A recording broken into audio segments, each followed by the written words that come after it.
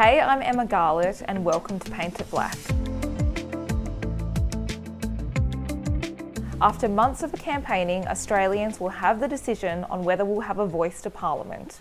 For brothers and sisters that's not too sure how to vote right now, do your research, speak to people, yarn with people, have a look on the internet, have a look at some of the profound speakers that's speaking for the yes and for the no, because at the end of the day it's your decision, because this is democracy. Megan Cracker is a Menang woman of the Nyungar Nation. She's a social justice advocate and a law reformer. She is committed to improving the lives of Indigenous Australians. She was initially uncertain about the merits of a voice to Parliament. The reason for voting no in the first place is because there wasn't much consultation with all Aboriginal people right across the country. Over the past few months, she's been swayed to the other side. It was really quite simple. We have nothing else. We're left to beggary right now. There's no central body right across the country. This is an opportunity to give rise to people that have been forgotten, the unheard, the silenced, the marginalised, and bring them to the national table to say what's impacting on them. Megan believes the Closing the Gap strategy has failed. Australia is the 12th richest economy in the world.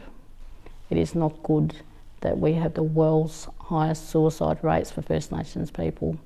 It is troubling that we have the world's highest incarceration rate in the country. She's seen the loss Aboriginal people have experienced firsthand. One of the reasons behind me changing my mind primarily was because 2 little people had suicided, and that really broke my heart there.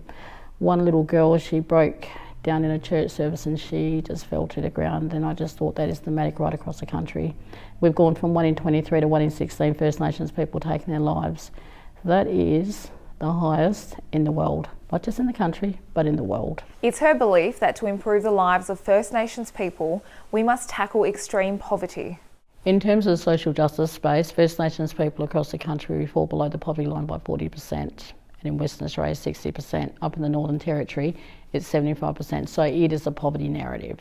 She'd like to see dedicated services that tackle these critical needs and address these human rights issues within the community. The intense psychosocial support, the assertive outreach, which is 24/7, that is absolutely critical.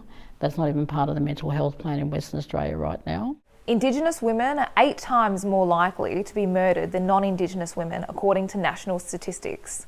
It's highly catastrophic. It's an issue that's been with us for many years now, so I'm really pleased that there's a Senate inquiry in relation to it, and hopefully that can identify and challenge some of the systems right now, and also bring to the country the awareness and the attention that we so need. My question is, will this inquiry achieve change, and will the recommendations even be implemented? Unaddressed trauma kills. Unaddressed trauma, unless it's validated, it can't be disabled. She believes government need to hear from people who are impacted within the community. The country should not be measured on how wealthy it is.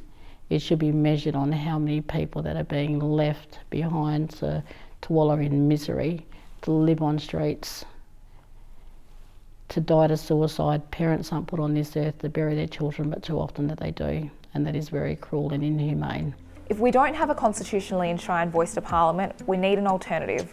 One thing we can all agree on is the lives of Aboriginal and Torres Strait Islander people must be improved. Thanks for watching Paint It Black with me, Emma Garlett, and don't forget to subscribe so you never miss an episode.